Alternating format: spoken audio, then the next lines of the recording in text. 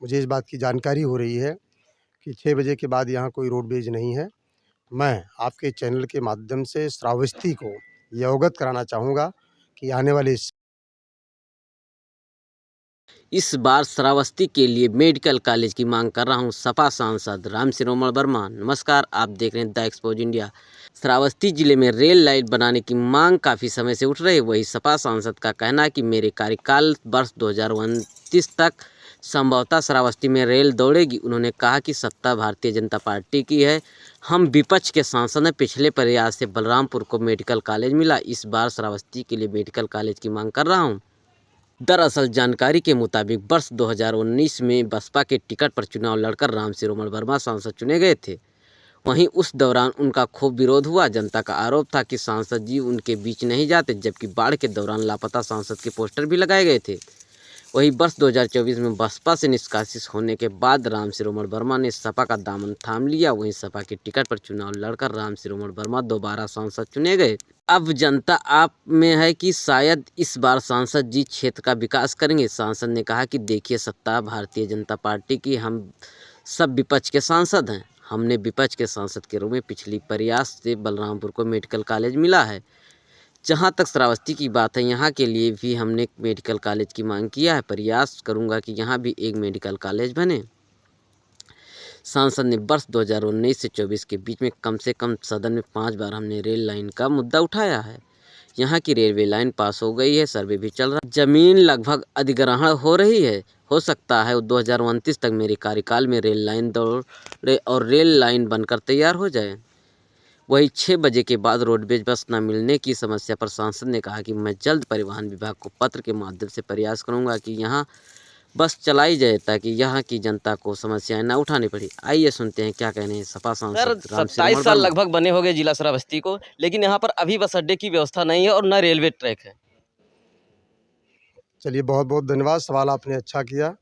और 2019 से 24 के बीच में यहाँ की रेल लाइन के बारे में हमने कम से कम सदन में 5 बार क्वेश्चन उठाया और उसके बाद उसका रिजल्ट जो मिला है, यहाँ की रेलवे लाइन पास हो गई है और 390 करोड़ रुपया इसके पहले पिछले कार्यकाल में अलर्ट हो गया है और यहाँ सर्वे भी चल रहा है।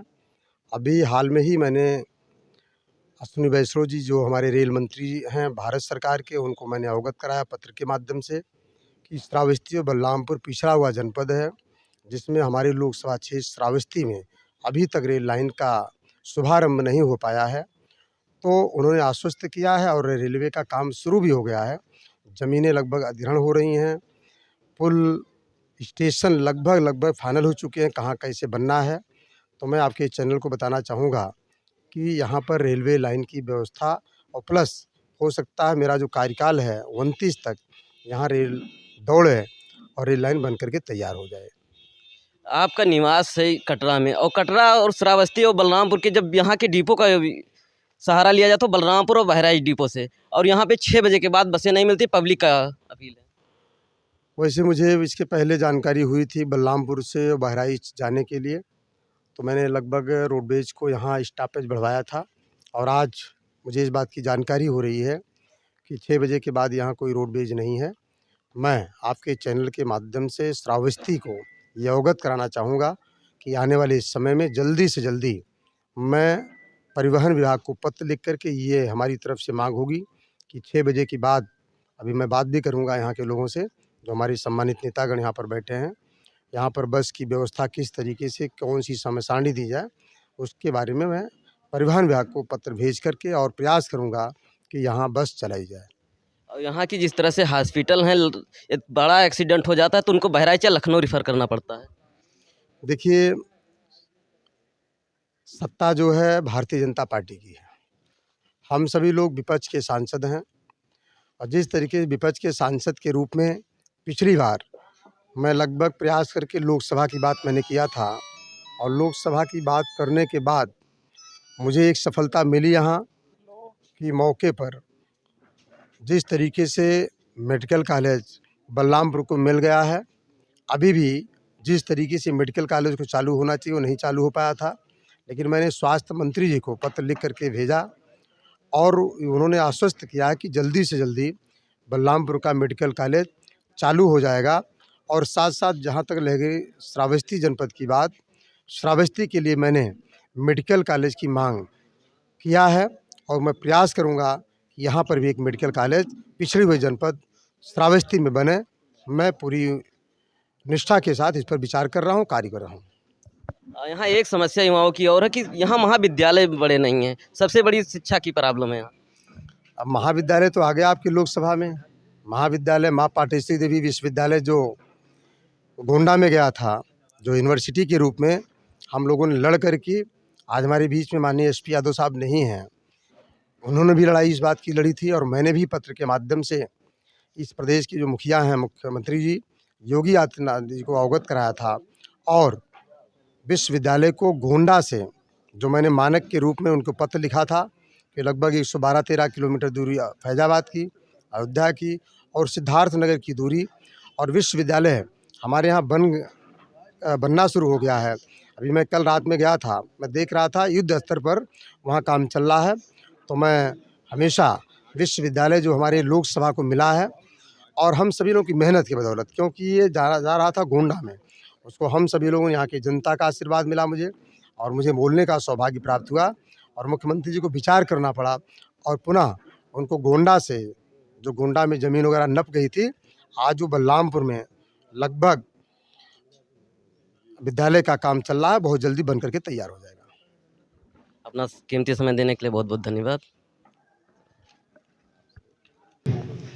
अभी जो भारत का संविधान की जो चर्चा, जो भारतीय जनता पार्टी के लोग जिस तरीके से लोकसभा में, अभी पार्लियामेंट जब चल रही थी हम लोग वहीं पर मौजूद थे, और राज्यसभा में इस देश के गृह मंत्री जी ने जिस तरीके से बाबा साहब का मजाक उड़ाने का काम किया है, आज पूरा देश दुखी है।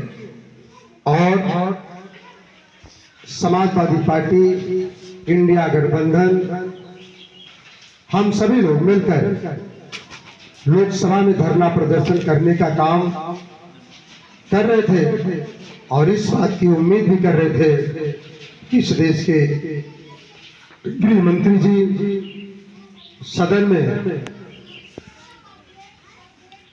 जिस तरीके से बाबा साहब का अपमान किया उसकी माफी मांगने का काम करें, लेकिन ऐसा नहीं हुआ।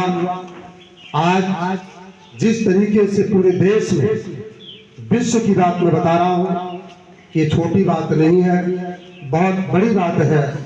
एक तरफ भारतीय जनता पार्टी इस बात को कहती है कि संविधान जो बाबा साहब का बनाया हुआ संविधान है वो संविधान खतरे में नहीं है, और एक तरफ बाबा साहब का अपमान करने का काम यही भारतीय जनता पार्टी के गृह मंत्री जी ने कहा।